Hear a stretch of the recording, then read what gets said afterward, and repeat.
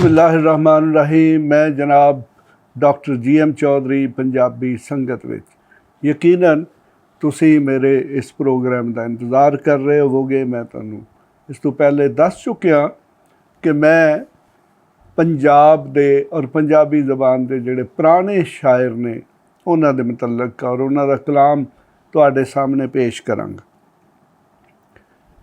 मैं बाबा बुल्ले शाह जिहड़े ने उन्हां दी हयाती दे मुतल्लक तुहानू बड़ी तफसील नाल दस्सिया कि वो कित्थे जम्मे, कित्थे उन्हां पढ़िया, उन्हां दे उस्ताद कौन सन और उस तो बाद फिर बाकी सारी जिंदगी उन्हां की कीता। पंजाबी ज़बान, पंजाबी अदब, पंजाबी लोक रहतल दे विच कोई ऐसा बंदा नहीं होवेगा जिन्हों कोई ना कोई वारिस शाह, फिर बुल्ले शाह, फिर शाह हुसैन, फिर सुल्तान बाहू, उसके साथ साथ फिर मियाँ मोहम्मद बख्श साहब जिहड़े ने उन्हां दा कोई ना कोई शेर ना आउंदा होवे। देखो जनाब, कोई भी शायरी कहते जी कि फलां बड़ा वड्डा शायर होवेगा, जिस शायर दी शायरी अवाम नहीं पढ़ते या उन्होंने चंगी नहीं लगती वो वड्डा शायर नहीं हो सकता।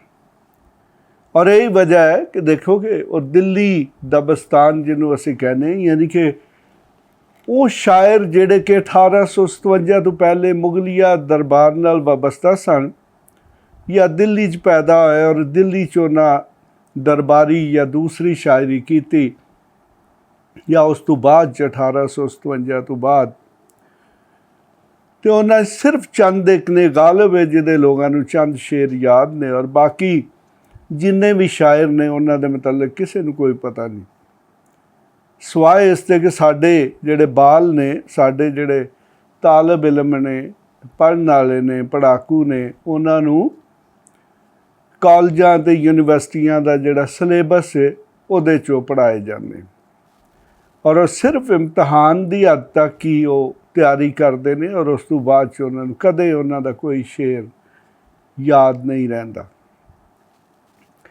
तो लिहाजा चंगी आवाम दी पसंदीदा ते पॉपूलर शायरी वो ही हुंदी है जिहड़ी आवाम नूं पसंद होवे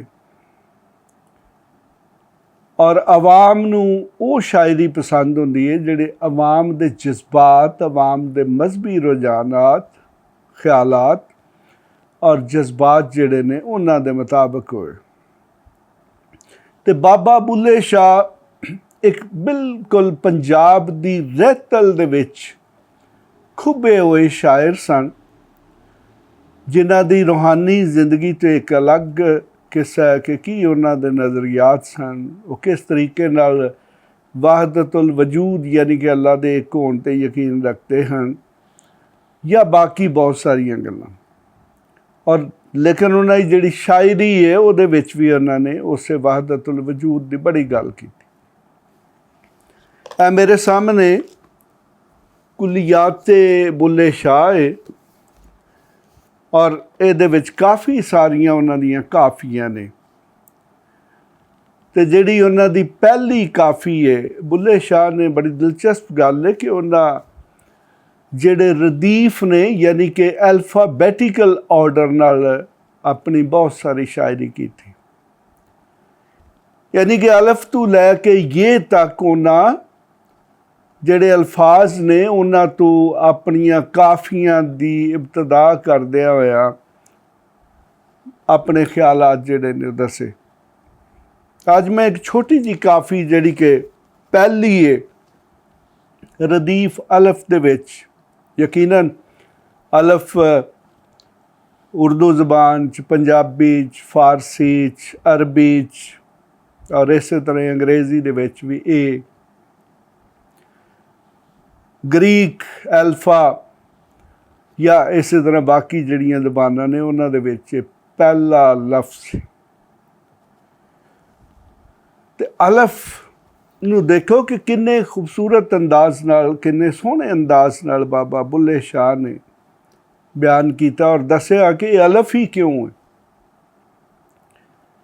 ਔਰ ਨਾਲ ਉਹਨਾਂ ਇਹ ਵੀ ਦੱਸਿਆ ਕਿ ਮੈਂ ਅਲਫ ਤੋਂ ਅੱਗੇ ਜਾਣਾ ਹੀ ਨਹੀਂ ਚਾਹੁੰਦਾ, ਕਿਉਂਕਿ ਅਲਫ ਤੋਂ ਅੱਗੇ ਤਾਂ ਫਿਰ ਸਾਰੀਆਂ ਚੀਜ਼ਾਂ ਫਜ਼ੂਲ ਨੇ। ਤੇ ਜਨਾਬ ਬਾਬੇ ਬੁੱਲੇ ਸ਼ਾਹ ਦੀ ਕਾਫੀ ਅਰਜ਼ ਹੈ।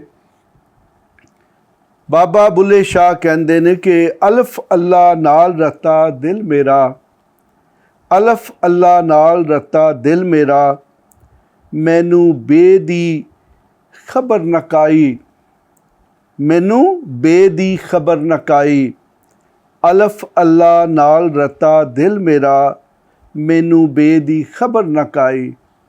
ਇਹਦੇ 'ਚ ਉਹਨਾਂ ਬੜੀ ਖੂਬਸੂਰਤੀ ਨਾਲ ਦੱਸਿਆ ਹੈ ਕਿ ਮੇਰਾ ਦਿਲ ਜਿਹੜਾ ਉਹ ਤੇ ਅਲਫ ਅੱਲਾ ਯਾਨੀ ਕਿ ਅੱਲਾ ਨਾਲ ਲੱਗ ਚੁੱਕਿਆ, ਔਰ ਮੈਨੂੰ ਹੁਣ ਉਸ ਤੋਂ ਬਾਅਦ 'ਚ ਕੀ ਹੈ ਯਾਨੀ ਕਿ ਬੇ ਕੀ ਹੈ, ਮੈਨੂੰ ਇਹਦਾ ਹੁਣ ਕੋਈ ਪਤਾ ਨਹੀਂ।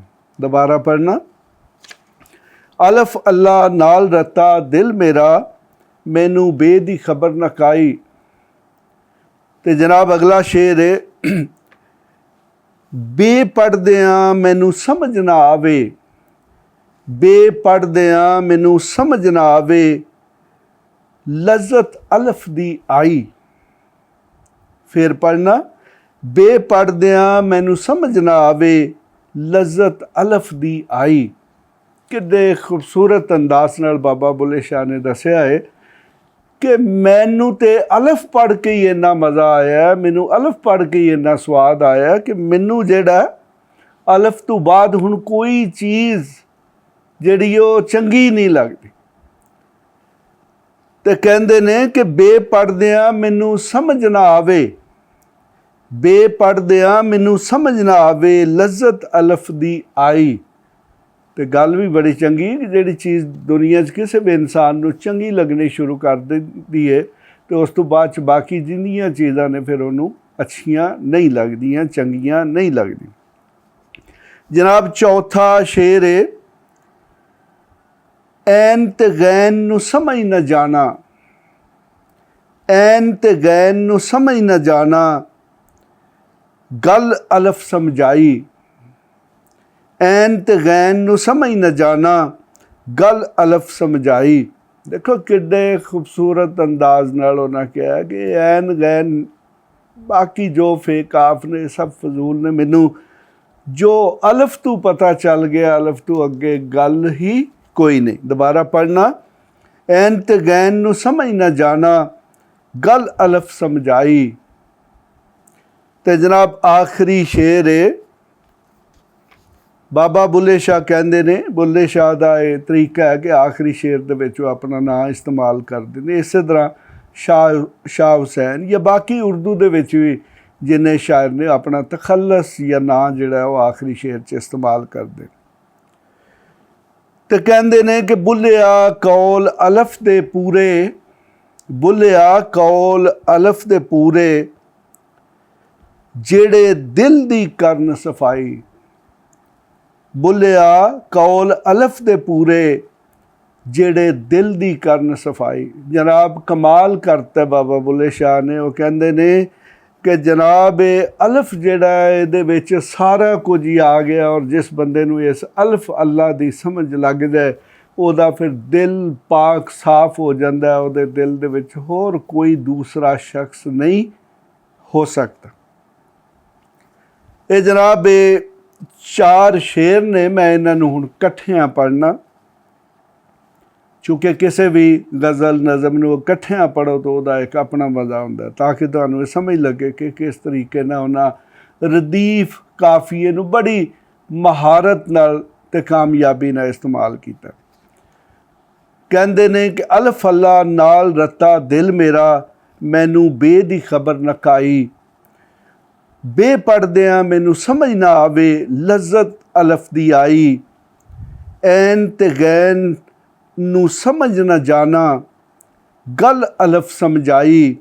ਬੁੱਲਿਆ ਕੌਲ ਅਲਫ ਦੇ ਪੂਰੇ, ਜਿਹੜੇ ਦਿਲ ਦੀ ਕਰਨ ਸਫਾਈ।